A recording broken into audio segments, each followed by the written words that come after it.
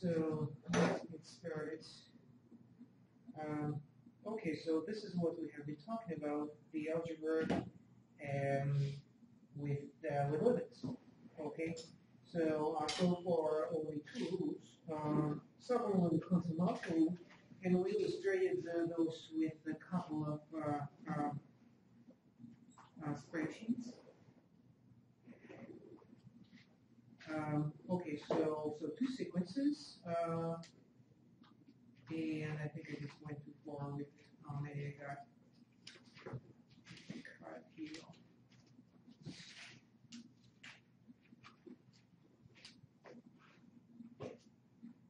Okay, so we looked at adding and then multiplying by. We didn't do multiplication by constant. We did actual multiplication. So so one is very nice. The sequence it's 1 over n, if I remember correctly.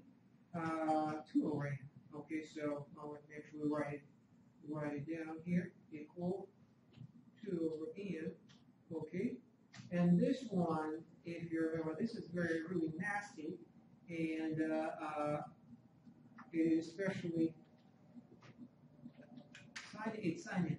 Okay, so as you can see, well, it's a little bit too small, but if we can guess what's going on here, it is a really going up and down between -1 and 1. Goes up and down a lot with seemingly no idea of what's going to happen next. Look at it. I guess I just don't have enough of these. Let me maybe do more of this so that we can appreciate how nasty it is.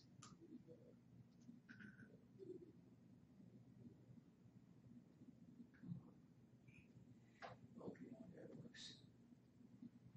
Okay. I guess I don't have enough data.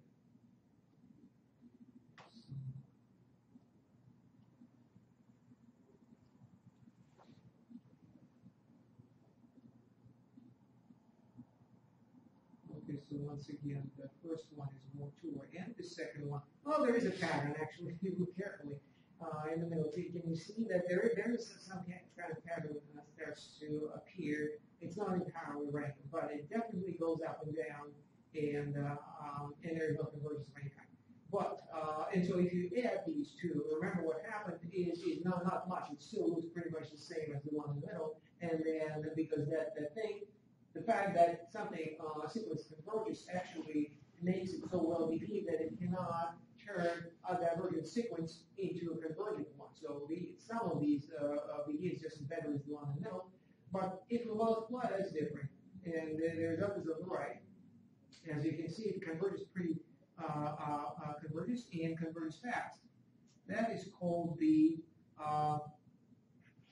product rule. Okay, so let's write it out.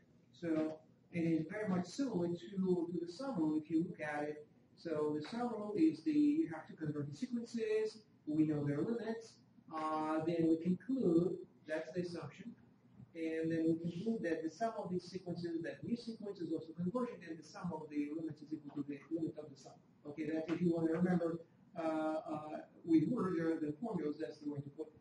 The limits of the sum of the limit is equal to the limit of the sum, and vice versa. But otherwise, let me write it out. It's identical rule. Okay, let me first sort this out.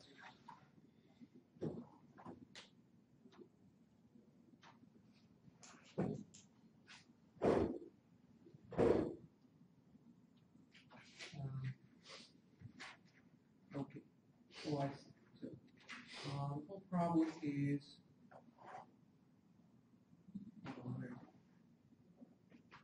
Quick access. Really? Oh, this is the collapse, by the way. The button to collapse the ribbon. I couldn't find it last time. And secondly, show quick access. Where is it? Okay, this is the one. Okay.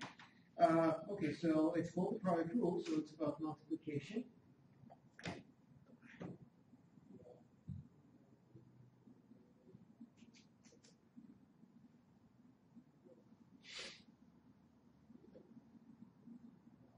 So once again, I just follow the pattern, and I write the sum. Well, actually, if you think about it, we are seeing something that does match our analysis. Here, one sequence is convergent, the other one does not, and yet the total is convergent. So we are stating something that is simpler, not the two convergent sequences. Two convergent sequences produce another convergent sequence. So suppose, once again, A and B and are convergent. That's like the first part, descriptive part of the theory. Then so is A n plus B. In that case, so when there is a convergence, we have the formula. So limit I to infinity and I'm talking about multiplication times the n is equal to lim a n times lim b n. So this is not as strong a statement as the one we have in the picture in the cell suggests. But you certainly could try to. Can you guess what kind of what general statement this example might suggest? So the theory itself, we just looked at it. Two convergent sequences. We multiply them, we still have a convergent sequence. Okay, that's fine. That is very predictable. That is very natural to assume or conclude. The example here, however, is in this example, one is convergent, the first one, the second one is divergent. The product is convergent. So when you multiply sequences, not both of them have to be convergent, but just one. Is it true? Is it really true?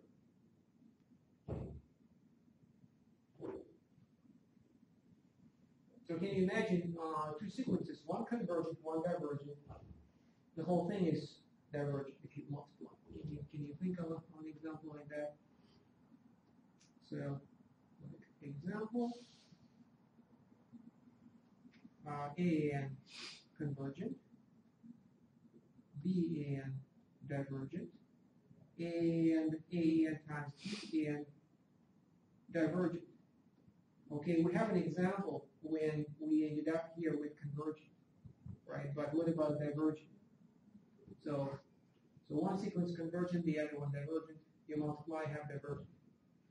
Can you think of one? Or two, really? There's n to the negative 1 is divergent. Okay. Negative 1 to the n. Okay. And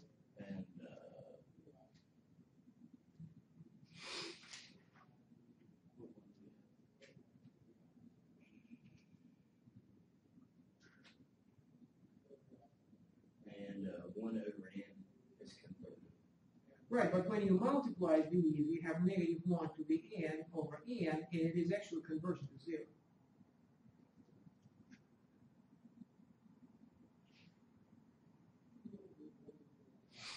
I actually can point out so as you can see, even though you added alt nature sign to the original sequence, but since the whole thing goes to 0 anyway, the fact that it changes, goes a little bit below, a little bit above the x-axis doesn't really make a difference. So this one looks like this, and then you multiply by negative 1, you end up with something like that, but it's still convergent. I can actually point out where the problem lies. It is because you pick the sequence that converges to 0. So, can you think of a different way to do it?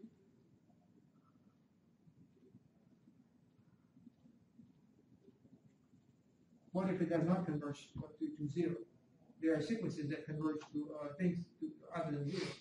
So, can you suggest one? N squared. No, n squared goes to infinity. How about 1 plus 1 over n? This is convergent. How do I know this one is convergent?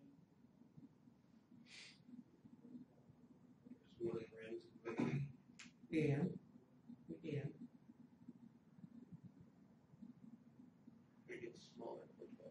right, well, I mean, you can argue, you can plot it and all, but at this point, we don't want to rely on our intuition anymore. We have periods to help us out. This is exactly about applying the sum of two sequences converge. If you add them together, you have a convergent sequence. So one is convergent, one array is convergent, the whole thing is convergent, right? So convergent each, therefore, so the whole thing is convergent. Okay? And then I still take the negative 1 to the n, as it was suggested. And when I multiply, you can, what's going to happen? Well, you can ask, can you imagine before I do it with Excel, over here? So I will put here, I'll put here 1. I add 1, okay? So what is it? Well, I'm not going to put it here actually. You probably don't need Excel to figure out what this means. So if you multiply these two, what kind of, so this is the sequence. This is the sequence 1 plus 1 over n, negative 1 to the n. The original sequence looks still like this, except the limit is not 0 anymore. It is 1. This is L is equal to 1. This is my sequence, this one. Okay? If I multiply, if I start alternating the signs, what's going to happen? What's going to happen here? Can you imagine what the sequence looks like? 1, negative 1, 1, negative 1. Right, and not exactly, but close. Yeah. Right, so it will be like this. So this is L equal 1. This is L equal negative 1. And in a way, the sequence will be getting closer to both of them. Okay, which is, as we know, is no convergence. So it will behave something like this, closer and closer and closer and closer, but that really doesn't help us because with convergence because there is no one single trend. It has two trends, and so this one is divergent. Okay, so that's how we analyze sequences. That sequence on the right is pretty complicated. And we have to actually either applying, looking at the numbers. Divergence usually discovered by examination, even though sometimes you have to look at ultimately at some point you have to apply theories. But so far all the theories that we have had are about convergence. So some rule, constant multiple rule, well, some difference rule, right? And a constant multiple rule, and finally the product rule. Okay. Now, what about division? Oh, the sign. What? Is it the sign? Is the sign always multiplication? Well, you tell me. So this is actually, it's not a plus, actually plus here, but it's actually multiplication over here. So if I replace this multiplication, the last column is multiply the first two. If I replace it with division, what's going to happen? What do you think?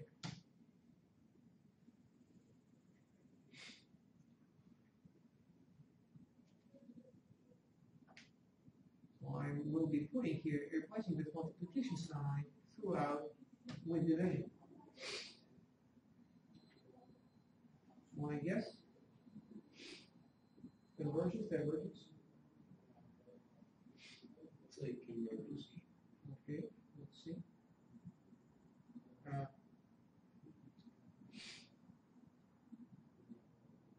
Okay, it does appear to diverge.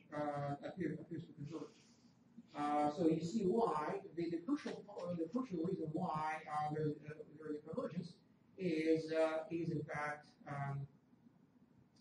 that the sequence is what we say bound. That second sequence, even though it is divergent, it's bad in that way. But on the other hand, the fact that it is bound, it just cannot run away. All we have to do is just to reduce the swing by multiplication by 1 over n.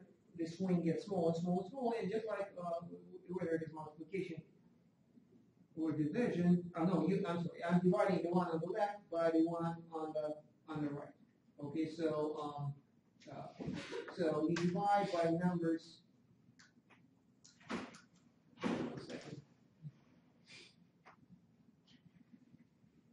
Well, it might be one of those examples when the picture is misleading. I think there's something wrong with the Excel where you put it in the first column. I don't think it has enough value, so it's just turning it all to zero. Okay, yeah, yeah, I think you actually. Right. Let's do it. So that's what I thought that was going to be. Okay, so we'll do get. So it's divergent.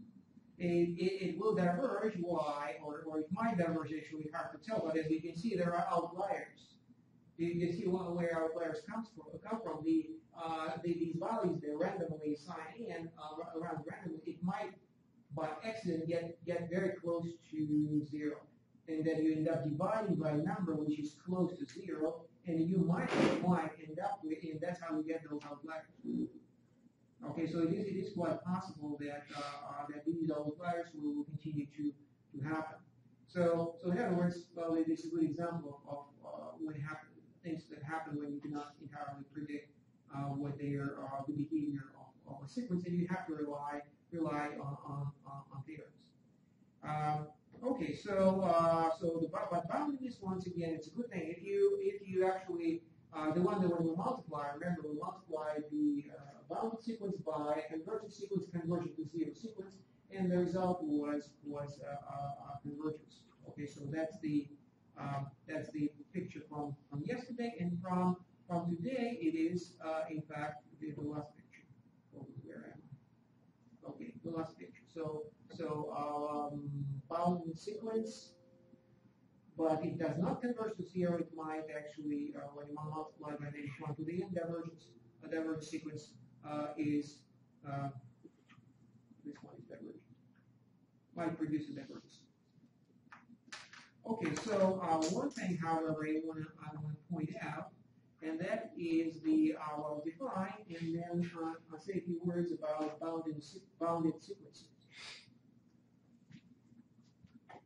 This is kind of thin. I'll take this one.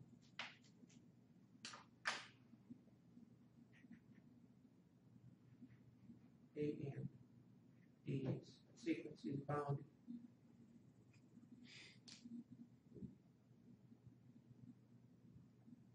When there is such a number q that n absolute value less than or equal to q of n. In other words, so that's the definition of a bounded sequence. In other words, the values fit into a band. Okay, so like this. So this is my value. These are n's. These are n, and I have the behavior might be very arbitrary, but it fits within a band between negative q and q. So like this.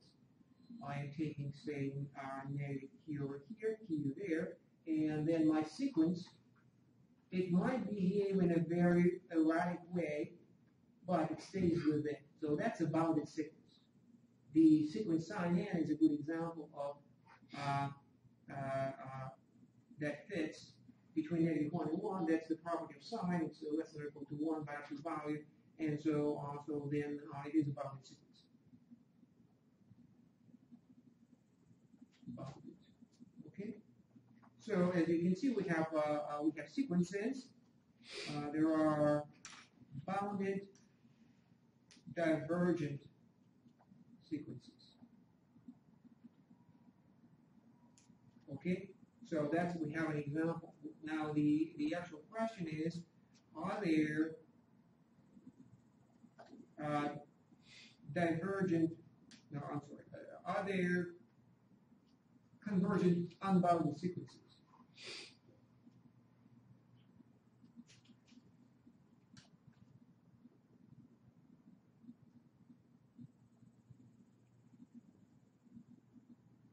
Convergent unbounded.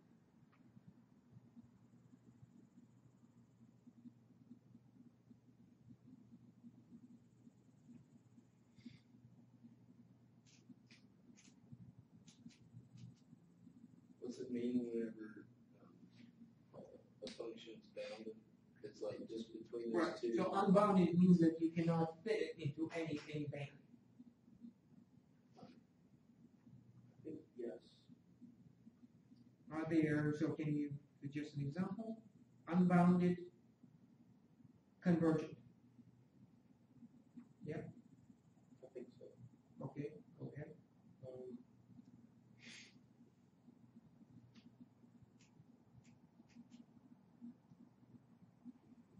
So it would depend on what Q was. Well, the Q is the any Q. You see, boundedness means that there is a Q. Unbounded means that it doesn't matter what Q you pick. It won't fit. It doesn't matter how wide the band is, the sequence won't fit. In that case, no. Yeah, that's right. The answer is no. So because as you expand the cube, make it larger and larger, and you're supposed to always have elements that stick out of it. Okay, so which means that at least even though there might be some elements that don't go anywhere, there will be some elements that go to infinity, either that infinity or the other infinity or both infinities. Okay, so the answer is no. That's a theorem. It's an important theorem. It's called the boundedness theorem.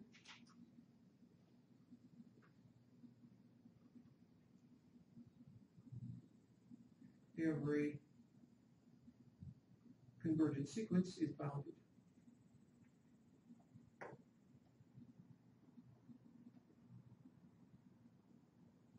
Okay, so just a quick picture for you to see how we would make an argument why this is true. Convergent sequence has a limit. Okay, so it means that I could just take a limit like this, L, and have a band around it, like this, L minus epsilon, L plus epsilon, right? L plus epsilon minus epsilon. So the tail of the sequence fits inside of it. Okay, some of the elements might be outside of it, but they're only in the beginning of the sequence. After some point, by the definition of limit, remember, they will be fitting in that band. So you have finitely many elements of the sequence outside of the band, only finitely many, and the rest of them are inside the band. Okay, so that suggests that there is some kind of boundedness present like this. Well, maybe not like this. Well, maybe like this. So you could still fit it into something like this. Okay? So the beginning of the sequence, it doesn't matter how many there are, they cannot be unbounded. Okay? The unboundedness only appears at the infinity. When you have infinitely many elements, it might go to infinity or some kind of make a swinging swings up and down and get out of any band. Otherwise, it cannot get out of the band because there is a limit. So that's roughly how genetically illustrate the idea of why every convergent sequence is bounded. So unless it goes to infinity, it always is bound. Well, you see, if you're careful, you don't say it goes to infinity, but rather you ask yourself, are you saying this, that the limited, it converges to infinity, or you just say that, well, it has a bunch of elements, what we call a subsequence, that goes to infinity. If the latter, then yes, but in general, it's not. Actually, let me give you an example, probably makes sense. Give an example of a sequence that is divergent, well, unbounded, but not going to infinity. Okay, so unbounded, but an is not infinity, like this. So an example, it's really not hard. So I want to alternate, and this, how about -1 to the n times n? How about this? So n goes to infinity, but it also oscillates in terms of the sign. So it will be doing this. Very widely starts okay, and then starts go like this. Okay, so it does not diverge to infinity because it is kind of approaching both negative and positive infinity. So there is no trend towards any one of the two infinities, one particular infinity. So it is divergent, it is unbounded, and but it does not diverge to infinity. Okay, so that's one of the nastier sequences. Yeah. Probably the worst kind. So because from the boundedness there could be something good in the sequence if it is bounded, even though it is divergent. We just saw that example. Okay, so the example with division now. Let's now move on to the what we call the quotient rule. In other words, the quotient, the division of sequences. So once again, A and B n are convergent.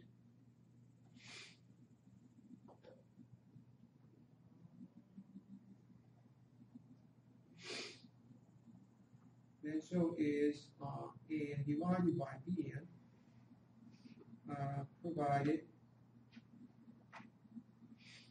first will require that Bn is not equal to 0 for at the very least. At the very least, Bn cannot be equal to 0 for us to do anything because there is no sequence if we end up dividing by 0. So that's certainly we want to get out of the way first. But there is still possibility that everything breaks down,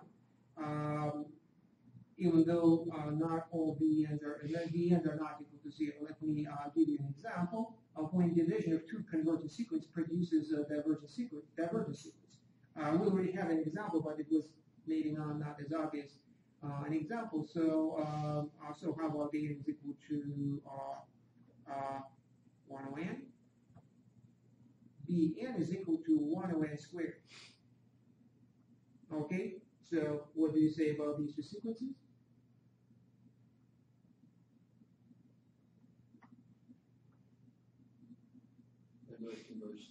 Both converge to 0, so everything seems okay, they're never equal to 0. Now, if I form A n over B n, what do I get? 1 over n divided 1 over n squared, so what do I get?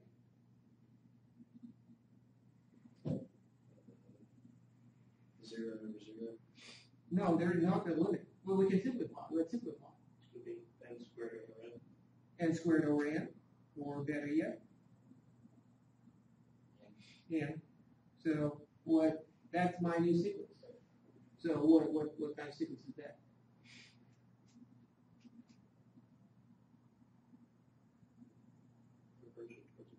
It is divergent, yes. It diverges to infinity. So that example indicates that it is not enough to assume that Bn is not equal to 0 in order to conclude that the ratio or the quotient of two sequences is also a convergent sequence. So what is that property? What is that property? What else do we have to require in order to be able to conclude? I'll put it here later on. This is what I want to say.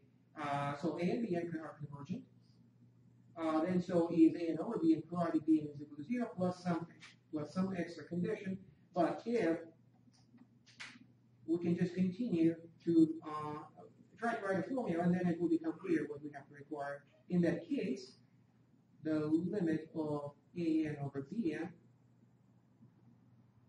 is equal to what do you think?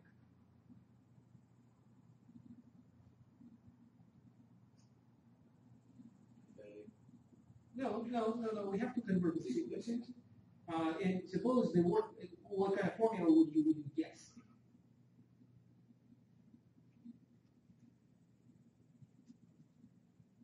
Well, I mean, it's the same. Just another operation. We have addition, subtraction, multiplication. This is division, and limits behave well with respect to those operations. And so there's really no trouble to guess that it will be simply the ratio of the two limits.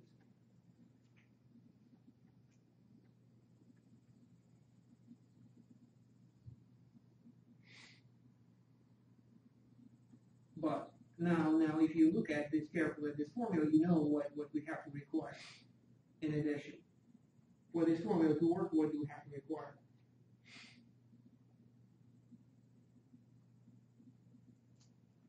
Bn can equal 0. The limit of Bn cannot be equal to 0, right? So that we require in addition. That was the problem right here. This is the problem with the example.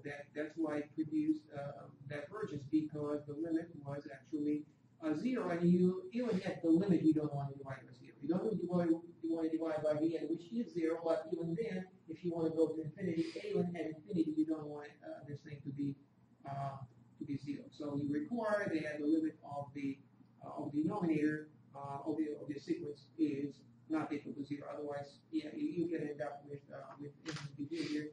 That's what this example shows you. Okay. All of the incidentally, let me quickly outline. We take one step beyond algebras. This seems very algebraic, even with these numerical examples. It might not be how algebra interacts with sequences. Might not be just not enough to sink in. All of the algebraic operations have some geometry behind it. Okay. So, for example, if you're talking about, well, say addition, you already know we had an example of if you have two sequences, say, let me plot one sequence vertically and the other horizontally.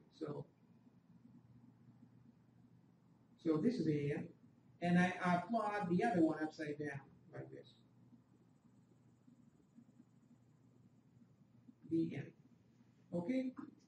Okay. So do you see how do I see where in this picture is an plus bn?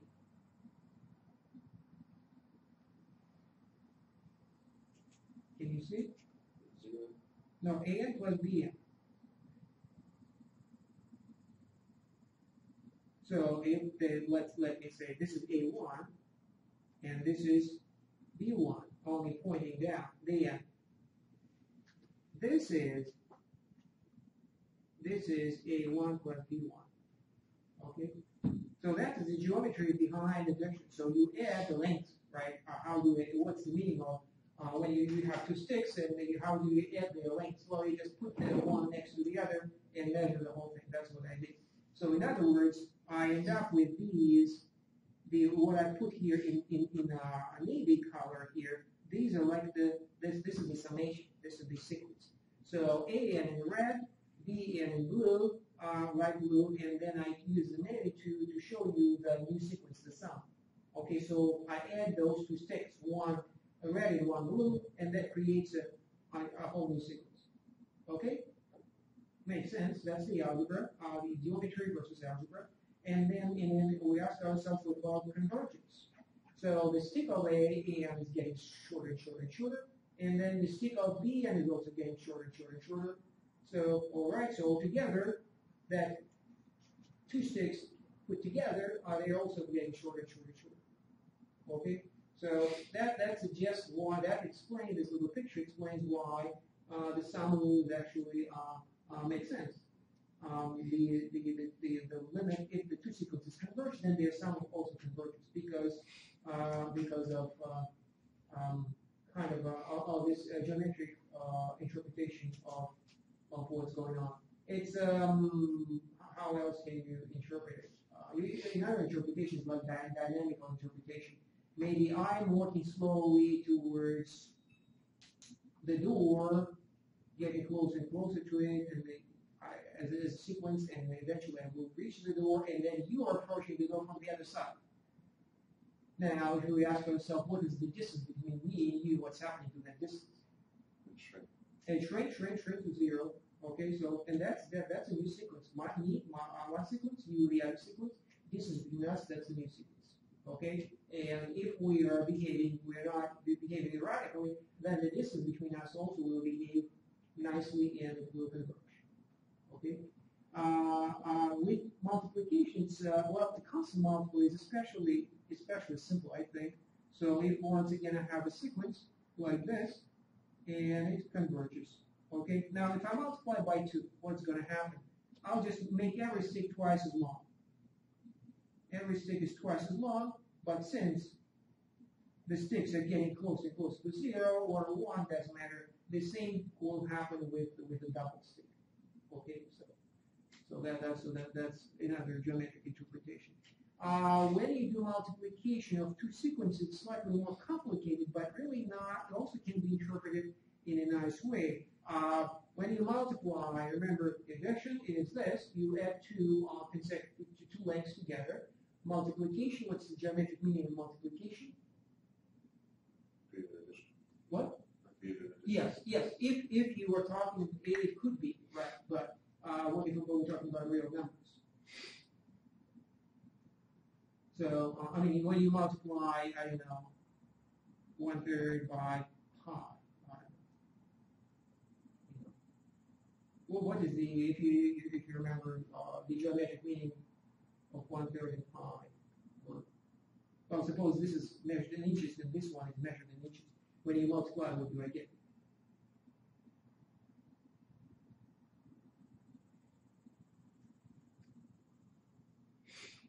So we have two quantities, both are measured in inches. I multiply them. What's the nature of the new quantity? Inches squared. Inches squared, so what are we talking about? What is measured in square inches? Circles. Areas. So in other words, we start with lengths, right? And when we multiply, we have areas. That's another way to think about multiplication. In addition to repeated addition, okay? It is repeated addition if you take your area and do it like this. Okay, so you add this length, say A times, and so I take this L here and I add it A times, and that is repeated addition. But once again, if there is any kind of thickness to that bar, it is actual area. Okay, so you add those strips and then you get the total area. Okay. So how does it help us with the convergence of sequences? Well, imagine that you have a rectangle with variable width and variable length. I'll put say A in here, and I'll put B in there. Okay, and then what we're talking about is the area. So imagine the dynamically developing rectangle with both the width and the depth converging. What we want to say here is that the area will also converge. So the area converges. So BN converges to, say, B, AN converges to A, the area converges to A times B. Okay? If you think about it, you can convince yourself that it is plausible, right? So maybe one area is shrinking, the other one is widening slightly, but it's not going to infinity or anywhere. They behave nicely, like this is the area. One might be getting bigger or smaller, but at some point the difference between the two consecutive areas will be getting smaller and smaller, and they realize that there is convergence. Okay, so they're just geometric illustration of some algebraic ideas, which slightly harder to understand if you go through these things. Okay, so the product rule, we have those four rules carefully planned in the sense that we want our always when we state a theorem, there's always it's split into two, the assumptions or the hypothesis of the theorem and the conclusion. Okay, so sometimes you have two sentences such as here, and they both part of the conclusion. Just remember that this is just the punchline. Okay, the formula, which is you wanted to remember the formula naturally, but the theorem is more important. You cannot think about the joke, and if you just say the punchline, it's not going to be funny. I mean, somebody comes to you, let me tell you the joke, a joke. That's what she said, and now you're supposed to, and you're supposed to laugh, and you know what's so funny about it. So that's why you have to remember and use the whole thing. The whole thing, and this is the thing. This is hold on, where is that? Okay, yeah, exactly. So this is the build-up. These are the punchline. The formula itself as well as the conclusion that AN over BN is convergent. But if you omit the gray part, you are simply wrong. You don't want to be wrong. So if you omit verifying these conditions, you will be wrong. Let me actually give you an example, probably from elsewhere, probably more familiar. Say A squared plus B squared is equal to C squared. What have you say? What can you say about this? Does it look familiar? Yeah, so what? Okay. Or is it? Is this the Pythagorean theorem? Yeah, Pythagorean, that's right. This is the Pythagorean punchline. So you have to tell the story, build up before you do it, before you do the punchline. So what's the build up?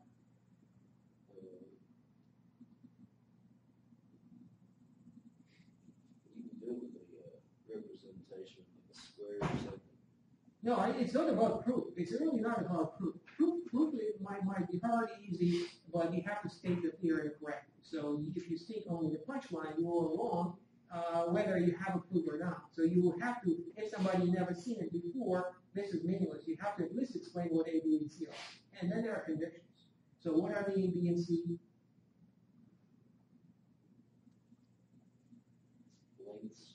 Lengths, yeah. Well, Triangle. or triangle, okay. Right triangle. Right triangle, okay, good. A right triangle. Whereas C is equal to the length of the hypotenuse. Well, you have to explain what hypothesis is, but a pretty simple problem simply say that C is the opposite side of the right angle. By the way, if you omit that one, that is very easy to omit that condition. So C is the length of the side opposite to the right angle. This one, half of the people, if you press them to state the Pythagorean theorem, they will forget that one. Yeah. Okay, so once again, this is the build-up, the assumption or hypothesis, and this is the punchline.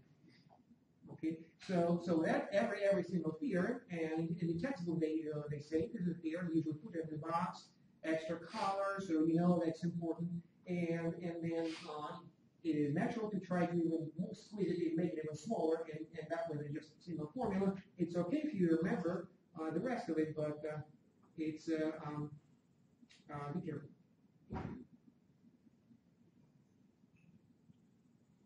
Okay,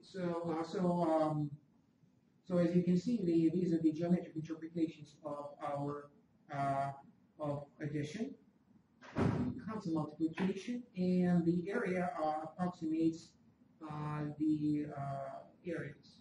Not approximates. It's illustrated by convergence of areas when the sides of the rectangle converge.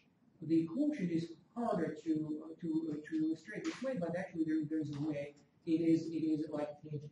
So it's like a triangle that changes.